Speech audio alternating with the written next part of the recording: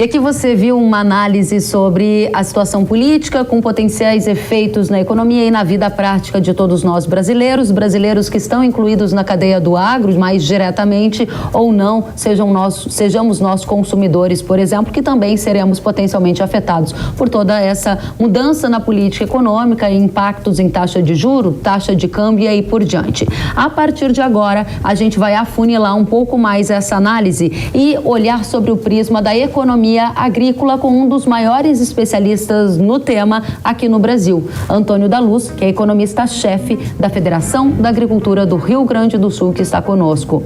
Da Luz, seja muito bem-vindo ao Hora H do Agro, um prazer te receber aqui na Jovem Pan News. Prazer meu, Kellen, estar contigo aqui, com toda a audiência da Jovem Pan News, e quero te cumprimentar pelo prêmio que recebeste lá da CNA que tem nos últimos anos acertado tudo, inclusive as premiações. Parabéns por essa bela distinção e muito merecida. Muito obrigada. Para nossa audiência saber, a gente foi reconhecido aqui na Jovem Pan, o nosso trabalho no agro, na referência é comunicação pela Confederação Nacional da Agricultura e Pecuária. Aqui o Antônio da Luz faz menção agora. Obrigada pela lembrança, da Luz. Vamos começar então aproveitando todo o seu vasto conhecimento em economia agrícola. Depois de uma análise macro que tivemos aqui da política e efeitos na economia, eu gostaria de saber o que você está enxergando diante da perspectiva de aumento do risco fiscal que fez o dólar subir nesta semana, a bolsa cair, e a minha pergunta para você é: há uma expectativa do mercado de aprovação daquela PEC fura-teto, né? Se houver a confirmação disso, como que haverá impactos para o agro, né? No final das contas, são mais de 35 ministérios cotados, pelo menos 12 a mais do que no atual governo Bolsonaro. Expansão de gastos se reverte em quê na política agrícola brasileira? Kellen, é muito bom, mas não tem como nós falarmos de agro sem trazer um pano de fundo da economia como um todo, porque o agronegócio ele não é uma ilha, ele está dentro do nosso país, está dentro da nossa economia, e nos preocupa essa falta de memória que nós estamos presenciando nessa transição de governo, porque veja, Kellen, nós atribuímos muito a culpa de tudo ao governo Dilma, e que realmente muitas coisas foram feitas, mas nós temos que lembrar que a primeira vez que a âncora fiscal foi desmoralizada, ela foi no governo Lula, no segundo governo Lula. Aliás, no primeiro governo Lula, nós tivemos âncora fiscal respeitada, metas de inflação respeitadas, o tripé macroeconômico funcionando muito bem, pegou um vento de crescimento do mundo, a economia cresceu, ganhamos grau de investimento, tudo funcionou bem. Só que depois veio o segundo governo Lula, saiu o Palocci, entrou o Mercadante, começou aquela bagunça, contabilidade criativa, tudo isso começou a expandir os gastos públicos. E respondendo a tua pergunta, então, de 2010 a 2015, nós expandimos os gastos para um ponto de 1 trilhão ao ano a mais. E tivemos a maior depressão econômica da nossa história, mesmo gastando mais. E qual foi a consequência desse gasto todo? A maior inflação que tivemos na nossa história recente desde o Plano Real. Então, veja, parece que o pessoal ele tem um certo problema de memória. E o que o agro tem a ver com isso, né? Para não dizer tudo. O agro, a inflação, ela diminui o poder de compra do brasileiro, que é o principal consumidor dos produtos que nós produzimos. Em segundo lugar, quando nós temos uma elevação da inflação, existe uma cura. Essa cura não é como o Aloysio Mercadante, que vai ser presidente do BNDES, é bom nós lembrarmos. Quando, nos anos 80, no Plano Cruzado, ele era o garoto propaganda do Plano Cruzado, defendendo o congelamento de preços. Então, não é com medidas como essas que se resolve o problema inflacionário, é com o aumento da taxa de juro. E nós estamos vendo o Focus, inclusive eu, por participar dele como informante, nós já estamos elevando a projeção de taxa Selic para os próximos anos, 23, 24, 25 e 26, por conta da expectativa desses altos custos. E aí o que acontece? O crédito rural brasileiro, como todos nós sabemos, ele não consegue abarcar toda a necessidade creditícia do agronegócio brasileiro. Nós precisamos do mercado de capitais. Por isso que foram feitas alterações na CPE, PRs, por isso foi feita a lei do agro, por isso foram construídos os fiagros, justamente para trazer o mercado de capitais brasileiro e internacional para financiar o agronegócio brasileiro. Sabendo que o sistema de crédito rural, tal qual nós conhecemos hoje, ele é muito bom, mas ele não dá conta da necessidade. Só que se eleva as taxas de juros, se eu começo a ter elevação na Selic, o que vai acontecer com o agronegócio? Começa a ter mais dificuldade de investir. Se eu não tenho maiores investimentos, porque os juros estão muito elevados, porque precisa controlar uma inflação que foi criada por expansão de gastos, quem paga a conta é o país como um todo, não há dúvida, porque se produz menos, mas o produtor em particular, porque ele vai pagar mais caro para o giro do seu negócio e vai pagar mais caro para os investimentos que são necessários para o crescimento amanhã. Um BNDES, por exemplo, voltado para a PSI, que foi o pior programa da história brasileira, não gerou um emprego. O programa de sustentação do investimento botou 1,8 trilhão de reais na economia, não gerou um emprego. Porque em 2015 e 2016 nós tivemos a maior desemprego da história brasileira depois do crash da Bolsa em 29. Ou seja, são políticas muito ruins mesmo, que trazem uma preocupação para a economia como um todo e para o agronegócio em particular. Muito bem, Daluz, eu vou aqui tentar deixar em itens o que você trouxe de uma maneira muito robusta para a nossa audiência. Um governo que gasta mais é um governo que acaba contribuindo para gerar uma inflação mais alta. A inflação mais alta, ela corrói o poder de compra do consumidor brasileiro, ou seja, o nosso dinheiro enquanto consumidores vale menos. Do ponto de vista de remédio para essa inflação alta, vem um juro mais alto e aí você sinaliza que as expectativas para a Selic, que é a taxa básica da economia brasileira, já começaram a subir depois do noticiário recente das últimas indicações. Aí eu vou afunilar um pouquinho mais essa conversa com você, porque muito do que o nosso setor agro quer saber é se o juro vai ficar mais barato. Aí você pode dizer, mas você não acabou de ouvir o que eu disse, que a expectativa é de juro mais alto? Porém, eu faço um parênteses. O grupo de transição do governo eleito entregou um documento em que uma das principais pautas para a agricultura é a redução da taxa de juros. Se a gente não tem um ambiente macroeconômico que suporte ou que dê sustentação a uma taxa de juro mais baixo, ele pode vir no facão, ou seja, a partir de subsídios, o governo vai bancar juro mais baixo no crédito rural, pelo menos para pequeno agricultor e médio. Você acredita nisso para a nova era do PT? Não, respondendo a tua pergunta especificamente, não. Acho que o papel aceita qualquer coisa, mas na prática nós temos uma outra configuração. O governo, ele poderá sim ter uma atenção maior com os pequenos produtores, o que aliás não será nenhuma novidade, porque o atual governo está 100% focado nos pequenos produtores. Agora, nós teremos espaço fiscal para fazer subsídio no Brasil para a agricultura? Acho difícil. Será que vale a pena dar o subsídio para baixar o juro de um nível altíssimo para algo aceitável? Será que não é melhor fazer uma economia certinha, fazer as coisas que a ciência manda? Porque a economia, Kellen, é bom nós lembrarmos, é uma ciência. No nosso diploma lá, de nós economistas, diz ciências econômicas. Ela é uma ciência, tem as suas regras, suas teorias, seus testes, e se nós fazemos as coisas corretas, a inflação fica baixa, o juro fica baixo, não precisa dar subsídio nenhum, não precisa fazer nada.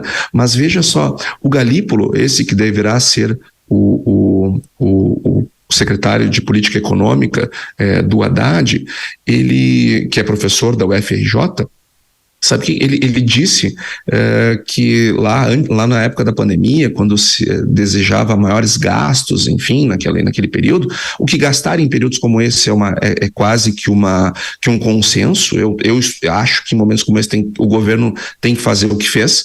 Agora, é inegável que isso gera inflação. É óbvio que isso gera inflação. Só que ele disse o seguinte, ele sugeriu que quem defendia que teríamos inflação no futuro por conta daqueles gastos na pandemia, deveria usar camisa de forças. Eu cheguei até a experimentar uma, porque eu tinha certeza absoluta que nós teríamos inflação. E tivemos, não só tivemos inflação como no mundo, porque o mundo inteiro jogou dinheiro na economia, nós tivemos a maior inflação desde a crise do petróleo dos anos 70. Então, veja, esse pessoal que vai comandar a economia a partir de 1º de janeiro, pelo que tudo indica, nós teremos uma repetição dos piores momentos do governo Lula e do governo Dilma. É isto que está sinalizando, o que nos traz uma enorme preocupação. Nós não precisamos de subsídio, desde que o juro fique baixo, a inflação fique baixa, faça-se as coisas corretas, que não precisa subsidiar ninguém, a economia caminha sozinha. Muito bem. Daluz, me diga uma coisa, antes da gente passar para o próximo tópico, quero só amarrar rapidinho aqui com você. Juros mais altos é o que você está esperando diante de um contexto dos sinais atuais que apontam para o aumento dos gastos públicos. Você apontou ainda preocupações com a inflação, mas a gente não falou de dólar. Afinal de contas, o setor agro é um setor exportador e taxa de dólar mais alta também contribui para a competitividade dos produtos no mercado internacional. Nesta semana, o dólar subiu diante desses fatos que a gente aqui está tratando. Objetivamente, o que você enxerga para a curva de dólar e como é que está a rentabilidade prevista para o setor agro? Porque se o valor do produto fica também mais competitivo, do outro lado, o custo do insumo importado também sobe, né? Se você pudesse trazer esse ponto para a gente. Exatamente, Kelly, você foi muito feliz na sua pergunta, porque o agronegócio ele é muito internacionalizado, ou seja, nós importamos e exportamos. Então a taxa de câmbio ela é fundamental para o processo, para o negócio. E o que nós temos observado? Desde 2014, o Brasil faz déficits primários, por conta da nova matriz econômica, que é mais ou menos essa invencionice que estão fazendo agora de novo. Vão testar de novo, e vão fazer o Brasil de laboratório de novo, vão usar o povo brasileiro de ratinho de laboratório de novo, e nós já imaginamos onde é que isso vai terminar de novo. Mas desde lá nós estamos fazendo déficits primários, que começaram a reduzir no governo Temer, porque foi recomposta a âncora fiscal com a lei do teto dos gastos, e no governo Bolsonaro isso vem diminuindo muito o déficit primário. Em 2020 era para fazermos superávit e só não fizemos por conta da pandemia. Esse ano, 2022, depois desse longo inverno fazendo déficits, nós vamos fazer superávit. Um país que faz superávit primário não tem o menor sentido de ficar com o câmbio na casa ali entre 5 e 5,50. Não faz o menor sentido. Ou seja, se nós estivéssemos sinalizando uma taxa, uma estabilidade do resultado primário para os próximos anos, nosso câmbio já poderia estar algo entre 4 e 4,50, que não me preocupa na hora de vender nossos produtos. Não podemos esquecer que em 2014 o câmbio era 2 e nós exportávamos muito bem, obrigado. Então, a questão não é o câmbio, o tamanho dele, a questão é a volatilidade, porque num momento como este, de muita turbulência política, pode acontecer o pior dos cenários, que é o produtor plantar com câmbio alto e vender com câmbio baixo. É isto que mais nos preocupa. E crises políticas, crises econômicas geram muita volatilidade na taxa de câmbio. Então veja, nós estamos com um câmbio que está num tamanho que o nosso resultado primário não faz sentido. Agora, por que ele está lá? Pela expectativa do futuro ser ruim. Então veja, vamos ter muita volatilidade na taxa de câmbio. Não só o tamanho dele nos preocupa, mas o que mais nos preocupa em câmbio, Kellen, é a volatilidade. É produzir com um câmbio e colher com outro. Esse é um ponto importante, só para eu capturar exatamente a essência da sua análise. Volatilidade preocupa, temos todos esses fatores que você colocou, mas a nossa audiência também está sempre interessada na direção. A direção é dólar mais valorizado em relação ao real ou dólar perdendo o valor em relação ao real, com o contexto que temos hoje? Afinal de contas, falar de câmbio é muito difícil.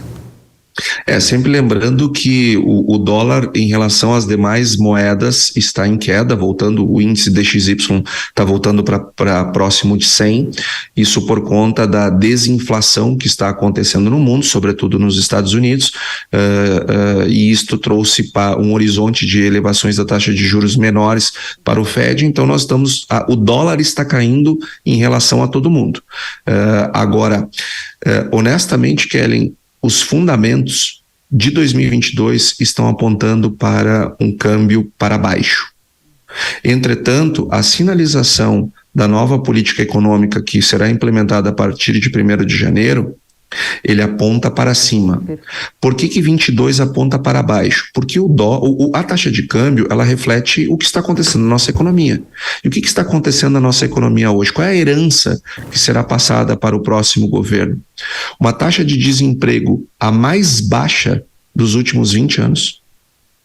Uma queda nos gastos públicos, porque em termos reais, os nossos gastos públicos caíram nos últimos tempos.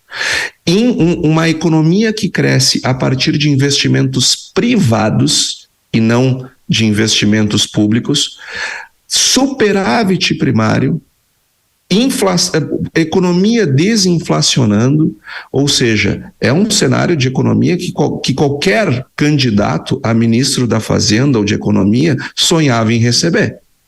Então tudo isso faz com que o real se fortaleça. E uma vez o real se fortalecendo, a taxa de câmbio cai. Então a tendência de 22 é cair. Só que o que o mercado está olhando para 23, para 24, para 25? Então os fundamentos apontam para um lado, mas o medo está apontando para outro. E, sinceramente, acho que no médio prazo nós teremos novas elevações de taxa de câmbio para me posicionar aqui, que é o que tu queres. Muito bem, obrigada, Daluz. A gente vai para a última rodada com você. Fique um minutinho que a gente volta contigo. É porque nesta semana o Haddad afirmou que o próximo presidente da Petrobras terá de ser alguém que entende do setor de petróleo. Sobre a política de preços da estatal, ele afirmou que será necessário estudar alternativas e que, abre aspas, a suavização é uma prática corrente, fecha aspas. Ele também reconheceu que a política de preços de combustível adotada no começo da década passada acabou prejudicando o etanol. Para a gente conectar aqui com a nossa audiência do agro e também o pessoal das cidades, Antônio Daluz, a era PT vai congelar preço de combustível ou a gente segue acompanhando o fluxo do mercado internacional? Kellen, é muito difícil congelar preço. Congelar preço não funciona. Eles podem tentar congelar preço, como tentaram em tantas outras oportunidades. A própria presidente Dilma tentou congelar o preço da energia elétrica durante um período, fez aquela PEC, mudou a regra do setor elétrico, conseguiu segurar os preços administrados, dentre eles a energia elétrica, só que depois, quando não conseguiu mais segurar, quando soltou, o preço aumentou mais de 500%. E nós estamos até hoje pagando na nossa conta de energia, vem lá uma parte da fatura é para pagar a conta do rombo que se abriu naquele período. Então, congelamento de preços, ele pode ser tentado, ele só nunca funciona. Então, nós não duvidamos que possa haver, eventualmente, alguma política que tente trazer alguma suavização nesse sentido. O problema é que suavizações, elas exigem gasto. Eu pergunto, faz sentido tirar dinheiro da educação, da saúde, da infraestrutura, da segurança, para fazer suavização de preços de combustíveis? E aí eu conecto com aquilo que nós falamos lá dos juros dos produtores. Será que não é melhor fazer as coisas certinhas na economia para não precisar depois ter que fazer gambiarras, remendos, que custam dinheiro, que exigem gastos públicos para dar um ambiente respirável? Não é mais fácil fazer as coisas certas? Não é mais fácil fazer o que a ciência determina? O fato é que o que está sendo proposto, inclusive nessa política de suavização de preços ou congelamento de preços, são medidas completamente fora da ciência. Então, é o que nos traz mais preocupação. E tem um outro ponto, Kellen, que eu acho importante e relevante falarmos. O agronegócio brasileiro, ele está sob ataque da Europa. Essa que é a realidade, nós estamos sendo atacados pela União Europeia. União Europeia é esta que está queimando carvão para gerar energia. A União Europeia é essa que fez movimentos políticos que hoje dependem da Rússia. E eles têm ditado para nós, dentro de uma ótica eurocentrista, e nós muitas vezes apontamos tudo que é ditado. O mercado quer não sei o quê. Não, só um momentinho. Vocês são 400, 500 milhões de pessoas. No mundo nós temos 8 bi. Calma que não é bem assim. E este novo governo, o que me preocupa é nós termos um governo que ataque também o agro brasileiro, sendo o único no mundo, porque todo governo no mundo defende os seus interesses. E nós não estamos querendo que se coloque nada debaixo do tapete, não é isso. O que estiver errado tem que ser consertado, quem comete crime tem que ser certamente punido. Agora, nós não podemos aceitar que o governo brasileiro participe de medidas que são contra os interesses não do setor, mas do Brasil. Antônio da Luz, economista-chefe da Federação da Agricultura do Rio Grande do Sul, muito obrigada pelas explicações, pelas análises e esclarecimentos à nossa audiência. Volte sempre, você é muito bem-vindo aqui na Jovem Pan. Obrigado, Keren. Eu adoro estar aqui contigo e na audiência da Jovem Pan e, quando possível, aqui também do outro lado. Volte sempre, uma alegria recebê-lo. Obrigada.